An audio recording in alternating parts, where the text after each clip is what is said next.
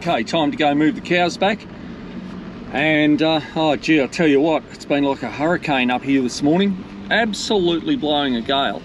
We had just about touching 40 degrees Celsius yesterday, an absolute stinker, and then today we copped this this wind. So it's not real good. We're going to bring the cows back, we're going to move the electric fence, then fill the troughs up, and I'll tell you what, if this wind doesn't stop, that'll be about it for the day, I reckon. Come on.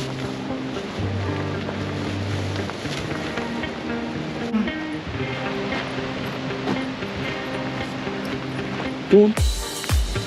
Get up. Go on.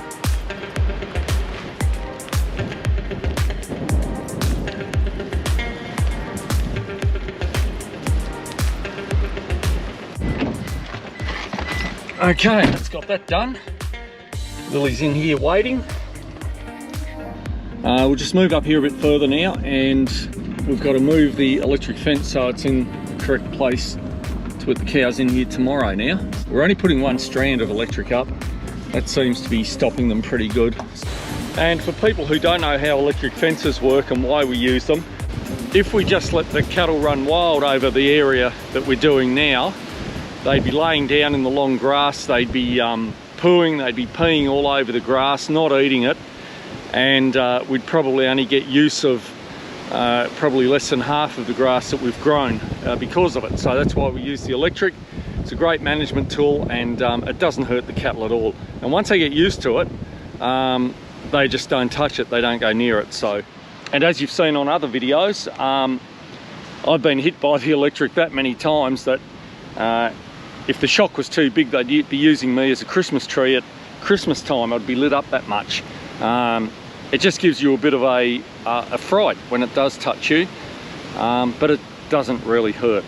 Okay, let's have a look at how we set up the electric fence from the unit to the actual fence wire. Okay, you can see here the difference from where we've grazed them to where we haven't.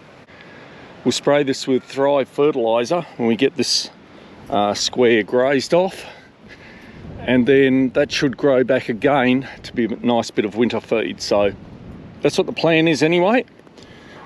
So I'll have to see how we go with it.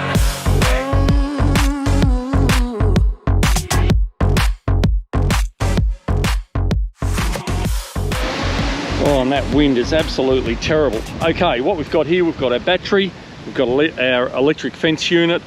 I use Thunderbird electric fences.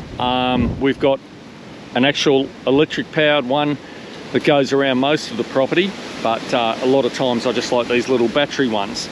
So what we do first, we need an earth, and that's the green one. I just put that earth onto a star picket that's into the ground. We've got our red one here, goes through and goes onto the wire itself that goes across the area that you're electric fencing.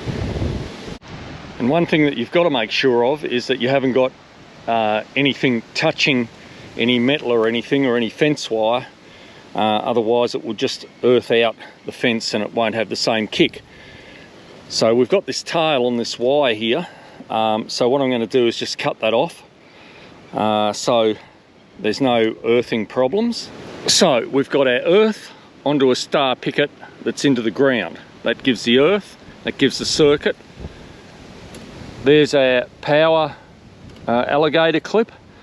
And what happens is that the power comes from the energizer into the earth, along through the ground to the cattle's feet, and then when they touch the top wire from the red one, that creates the circuit that gives them the kick. So I don't know if you understood that, but I probably didn't explain it too good, but that's how it sort of all works. I always put these two on first because I have had a habit of putting the power onto the batteries first and then getting a kick from the clips. Anyway, we've got that on, so it's got the power on. We check for the little light flashing. Yeah, that's working. So when we bring them over tomorrow morning, we'll bring our tester to make sure it's got a nice kick going through it, but nothing overnight has made it earth out. And away we go. We put the cows in there, and that one wire will keep them separated from where we want them in to where we don't want them in. Well, there you go. That's what we've been doing today. Thanks for riding along with me. Really appreciate it. And we'll have another video for you in the next few days, maybe. Thank you for joining me. If you haven't already subscribed to the channel, please subscribe to it. We'd love your support. So once again, thank you very much. We hope you join us next time. Take care. See you later.